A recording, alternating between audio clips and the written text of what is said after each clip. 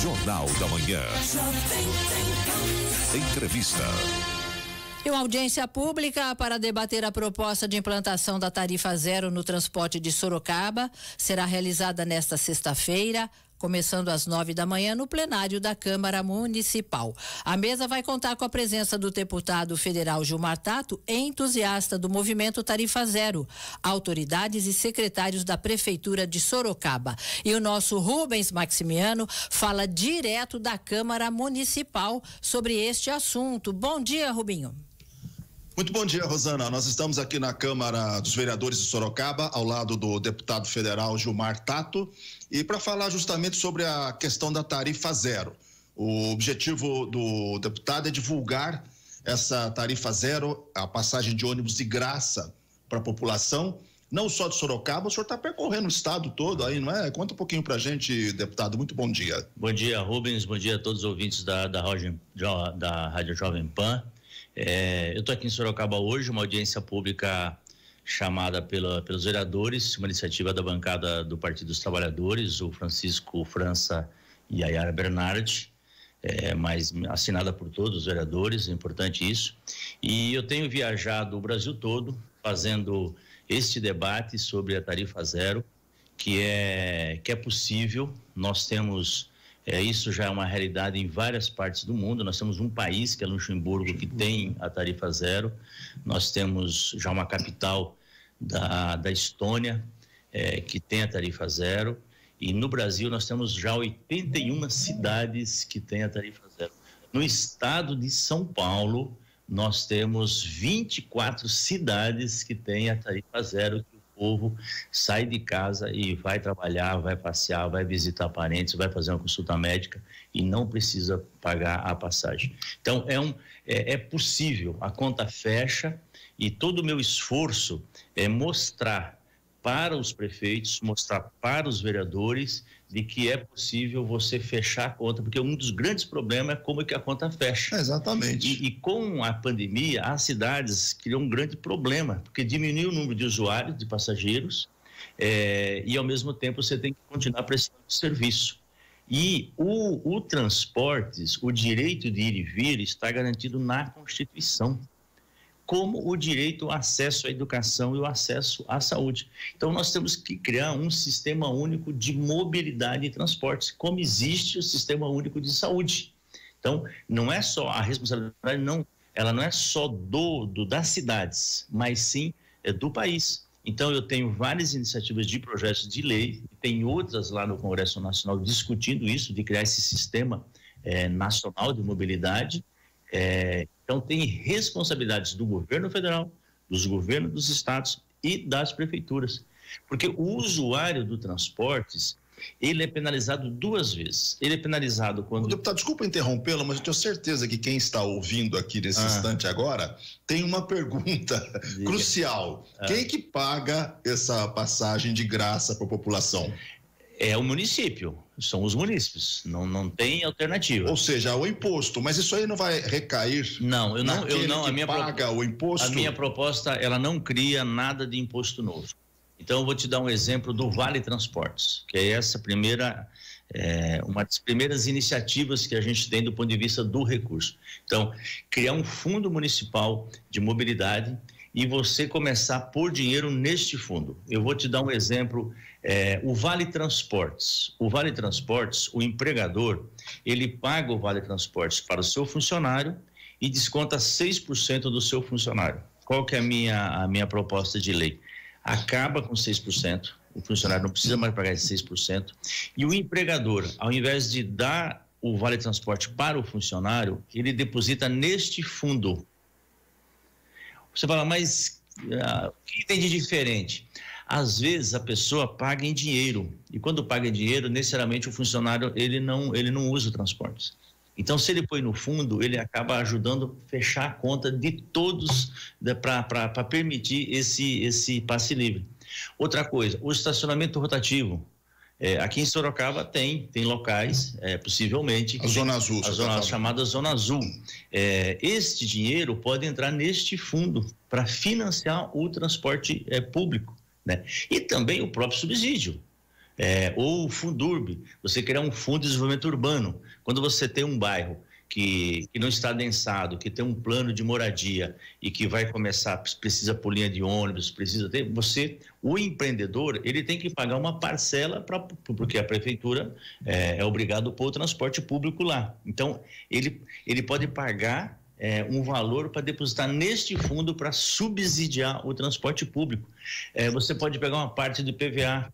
O governo federal pode repassar o dinheiro dos idosos, porque a lei da gratuidade acima de 65 anos é uma lei federal. Nada mais justo que o governo federal repasse para os municípios este recurso. Então, veja, por exemplo, os municípios têm, e o governo federal, o Ministério da Educação, tem até uma licitação agora para 16 mil ônibus, que é o transporte escolar, o programa Caminho da Escola, aqueles ônibus escolar amarelinho que tem na cidade, certo? Isso é um programa do governo federal. Por que nós não fazemos um programa do governo federal de ônibus elétrico, ou ônibus de energia limpa?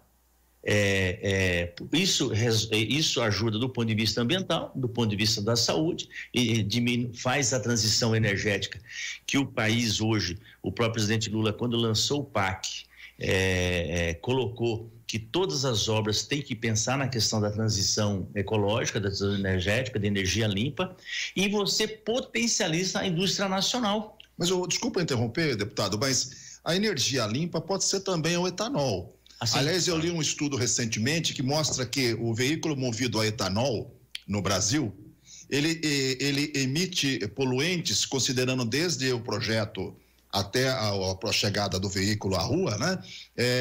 Quase igual ao veículo elétrico que circula no Brasil, cuja bateria é carregada com hidrelétricas, que é a energia mais limpa do mundo. Mas em comparação com o carro elétrico da Europa, que é carregado com as baterias através de usinas térmicas, o carro do etanol ainda polui menos. Então, eu não entendo direito essa transição quando falam do carro elétrico ou do ônibus elétrico, que custa uma fortuna, aliás, né, deputado? Eu não entendo direito qual é a vantagem desse processo. Não, a vantagem hoje até é mais barato o etanol. O problema é que ele é uma energia finita. Quando você fala em transição energética, você tem que buscar todas as alternativas. E o etanol é uma delas. Tanto é que tem toda uma política de você aumentar o etanol no combustível, na gasolina. Mas ele não é suficiente. Então você tem que usar o etanol, você tem razão, você tem que usar as baterias, o ônibus da bateria elétrica, tanto é que o Brasil é um grande produtor de lítio, que está exportando inclusive para a China esse lítio. Nós temos que fazer que essa bateria seja construída no Brasil para baratear isso que você falou, que tem toda uma preocupação do Ministério da Indústria e Comércio, agora do vice-presidente Geraldo Alckmin, que está coordenando isso, e o Ministério da Fazenda, que está coordenando isso, para ter produção no Brasil, como de hidrogênio.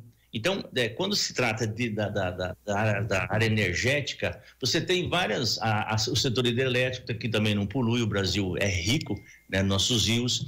Deputado, desculpa interrompê-lo de novo sobre a questão do carro elétrico e também do ônibus elétrico. É que Sorocaba é uma cidade que ela é voltada para a indústria automobilística, né? Nós temos um polo industrial gigantesco aqui da Toyota, e todos os seus fornecedores no entorno da Toyota, que são 11 ou 12 fábricas, enfim, nós temos cerca de 10 mil empregos diretos aqui, né? Quando você coloca o carro elétrico nessa equação, ele é um carro que quase 100% dos componentes são importados da China. Então você vai ter um produto importado, basicamente montado no Brasil. Não, mas esse é o desafio do Brasil, é fazer com que não haja essa importação mais, é produzir aqui. E fazer com que E os 10 mil empregos vão embora, né? Não, produzir aqui. Essa é a preocupação. A preocupação, e eu tive, inclusive, eu estou conversando sobre essa questão da fabricação de ônibus elétricos, e já começa a ter instalação de fábricas de ônibus elétricos no Brasil, e tem toda uma preocupação do Ministério de Ciência e Tecnologia e Inovação de fazer com que esses componentes sejam produzidos no Brasil. O Brasil não pode ficar para trás, porque o mundo, a Europa, principalmente, os próprios Estados Unidos, já está fazendo a transição. Sim. Então, daqui a pouco, o Brasil antigamente importava carros com óleo, energia fóssil. Depois começou a produzir aqui. Agora a mesma coisa, se o Brasil não correr e não fazer essa transição energética, corre o risco disso que você está falando. Perder o emprego aqui e trazer gente de fora. Nós não podemos permitir isso. Então, a fabricação de carros, e já está tendo fábricas, já tem plantas no Brasil, inclusive aqui no estado de São Paulo, de ônibus elétricos e de carros elétricos. E eu sou daqueles, nada contra o subsídio ao carro, principalmente agora o carro de energia limpa, individual, né? Mas acho que também o governo federal tem que priorizar, na hora de dar o subsídio, para baratear, inclusive, o transporte coletivo. Sem dúvida. Sem dúvida, entendeu? Por quê? Porque atende todo mundo. Então, o próprio sindicato dos metalúrgicos, tem trabalhadores, a Anfávia tem conversado sobre isso, de ter plantas desses carros, tanto para o ônibus como para carro individual, com energia limpa, porque é uma realidade, o mundo está discutindo isso e o Brasil não pode ficar atrás, porque se ficar para trás, aí sim acontece o que você falou, que deixa de gerar empregos no Brasil e traz produtos importados, que não é o correto. Bom, nós estamos conversando com o deputado federal Gilmar Tato, que está em Sorocaba hoje, para uma audiência pública aqui na Câmara dos Vereadores, para discutir a questão da passagem de ônibus de graça para a população. O senhor disse há instantes que há diferentes formas de conseguir arrecadar dinheiro para pagar essa, porque não existe tarifa de graça, né? Alguém vai pagar. Mas o senhor garante que não vai as outras pessoas acabarem pagando aqui através de um imposto maior para esta tarifa de graça para a população que utiliza o ônibus? Veja, o conceito de graça é um conceito errado, e é uma área que eu estudo. Eu fiz o meu mestrado e estou fazendo doutorado nessa área. Na verdade, é como você falou, não existe de graça. O que acontece é que quem entra no ônibus e paga passagem, paga duas vezes. Ele paga quando passa na catraca e paga para poder passar na catraca, e ele paga através de impostos. Então, essa pessoa, ele está fazendo um benefício para as cidades. Não está causando congestionamento, porque ele não está de carro. Ele não está causando poluição, porque ele está no transporte coletivo. E ele é penalizado duas vezes. Ele paga duas vezes. Porque se a prefeitura dá subsídio para o transporte público, esse está pagando também, porque ele paga os seus impostos. Então, essa penalidade tem que acabar. E é verdade, não é de graça. A gente fala o tarifa zero, o passe livre, mas é a sociedade que paga, são os munícipes que pagam. O problema é quem paga. Então, eu acho que nós temos que hierarquizar. Primeiro, a meu modo de ver, a prefeitura tem que pôr subsídio daquilo que o orçamento permitir, assim como põe dinheiro na saúde, na educação, na assistência social, na pavimentação, tem que pôr também no transporte, porque é um direito. Está na Constituição que ele tem direito ao acesso ao transporte público. Muitas pessoas deixam de procurar emprego porque não tem o dinheiro para passar. Não tem dinheiro, é verdade. Rubens, deixa de muitas vezes ir numa consulta médica, que às vezes demora 3, 4 meses para fazer consulta. E às vezes, mesmo que for idoso, que é de graça, às vezes precisa do acompanhante, ele não tem dinheiro do acompanhante. Ele deixa de ir. A juventude deixa de ir para um parque, para um cinema, para um show, para fazer uma atividade cultural. As pessoas deixam de visitar amigos. Aonde foi implantada a tarifa zero, aumentou o número de viagens 4 vezes. E o comércio aumentou de 25% a 30% as vendas no comércio. Então, é um dinheiro que ele volta para o município. Entendeu? E aonde foi implantada a tarifa zero, o próprio empregador, eu falei do Vale Transportes, se ele deposita esse dinheiro no fundo para todos os funcionários, ele acaba beneficiando a família inteira daqueles funcionários.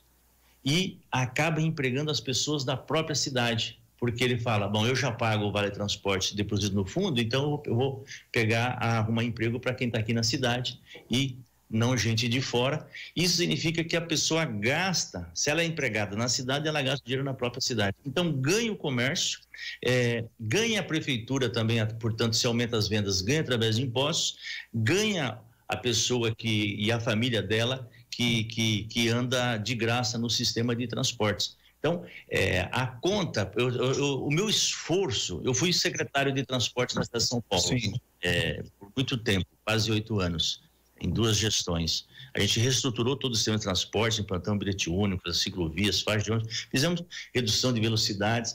Quando fala da tarifa zero, não é simplesmente andar de graça. Você tem toda uma política de mobilidade que você precisa fazer. Que o conceito é fazer com que as pessoas se apropriem da cidade. Quando eu estou falando que aumentam o número de 4 vezes mais de viagens, significa que as pessoas deixaram de ficar em casa. Isso melhora a qualidade de vida de uma cidade. E para que serve as pessoas viverem numa cidade? Para viver de forma saudável, né? Poder se encontrar, amigos, parentes, poder ir para uma atividade cultural, de lazer, e as pessoas estão deixando de fazer isso, ficando em casa. Isso atrapalha do ponto de vista da saúde, porque não tem dinheiro. Eu acho que nós, como gestores, deputados, prefeitos, vereadores, nós temos que ter essa preocupação de como melhorar a vida das pessoas nas cidades. É por isso que eu estou aqui, para fazer esse debate com o povo de Sorocaba. Ok, deputado federal Gilmar Tato, muito obrigado por visitar aqui a nossa cidade, por esse debate, por essa audiência pública que acontece daqui a instantes também aqui na Câmara dos Vereadores. Gostaríamos de ficar aqui a manhã inteira conversando com o senhor, que é uma pessoa muito esclarecida, né? Mestre em mobilidade pela Escola Politécnica da USP, né?